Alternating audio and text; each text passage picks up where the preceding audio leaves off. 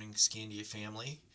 Um, Obviously, not the way we had planned to be together this morning, but the weather is what it is, and we wanted to be cautious and make sure that everyone stayed safe this morning.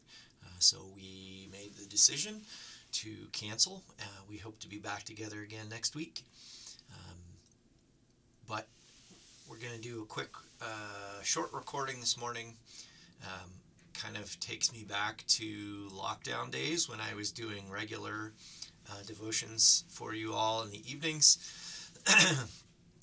I'm glad we're not back in that time and I don't have to do one every night, but it is good to utilize technology that we have. Before we get going, just some prayers for you. Some of these I was going to mention this morning, some we didn't know about, and as we called people to make sure they knew there wasn't church, we kind of found out about some of them. So things you can be praying about as we move forward. Karen Hurt's mom, Nancy, is having gallbladder surgery, we believe tomorrow. Karen is going to be down with her probably for the next few weeks here. So you could be praying for Karen Hurt's mom, Nancy, in her surgery and recovery, and Karen as well as she kind of cares for her. Also, Ron Moyer had a fall.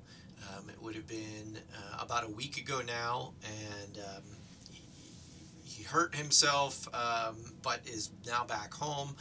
But there's still some recovery that's going to be happening, so you could be praying for Ron. Matt Allen has surgery this week. He's going to have his hip replaced, so you could pray for Matt and Fran as she's helping Matt recover. And also, as we talked with Judy Bruce this morning, her new vehicle was in an accident this week, and it looks like they might also need a well redug in the near future, so they've had a rough week. You could pray for Judy and Jack as well. One quick reminder, just because we missed a week of seeing each other, March the 2nd, which is in 2 weeks now, March the 2nd, after church, we're going to have a chili and dessert cook-off. You could do either one. What did I just say? Did I say chili and dessert? I meant to say chili and dessert if I didn't say that.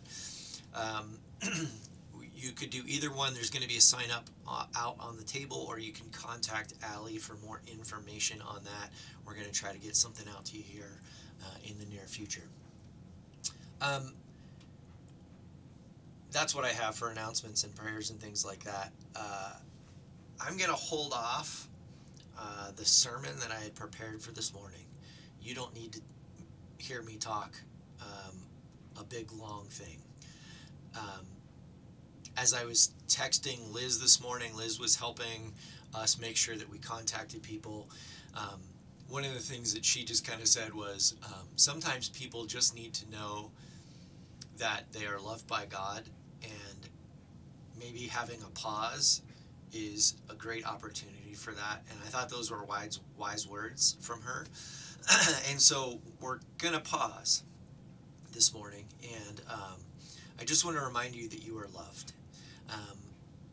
And as I was thinking of snow and ice this morning, of what it is that kind of caused our cancellation, I was reminded of Scripture as well, of the story of, I know this, follow me, this might seem odd, but of David in 2 Samuel.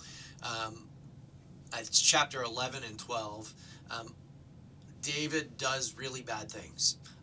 He commits adultery. He has the woman's wife killed, her husband killed. He, basically lies about it to Nathaniel the prophet, and Nathaniel calls him out on it. Nathaniel the prophet calls him out on it, and knows God sees what you did. God knows it,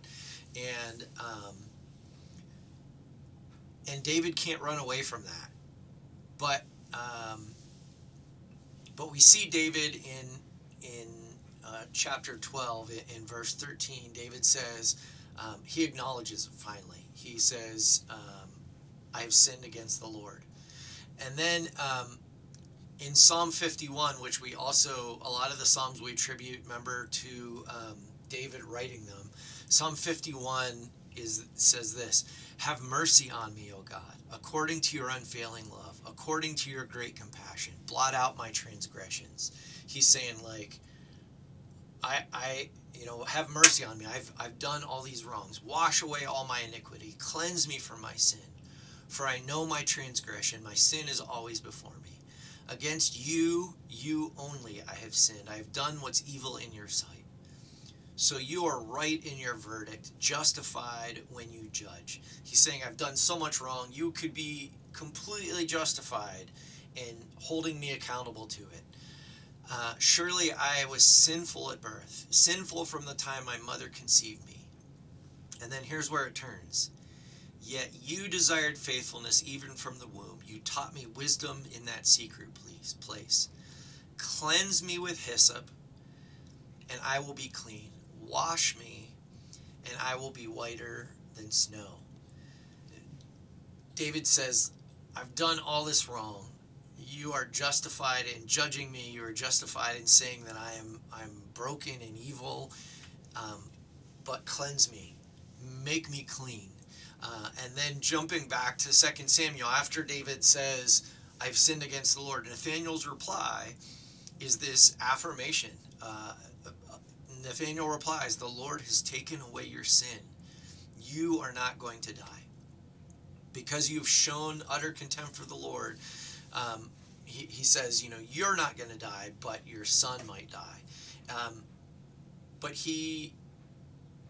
David says, I am sinful. And oftentimes, I think it's real easy for us to think of other people's sins.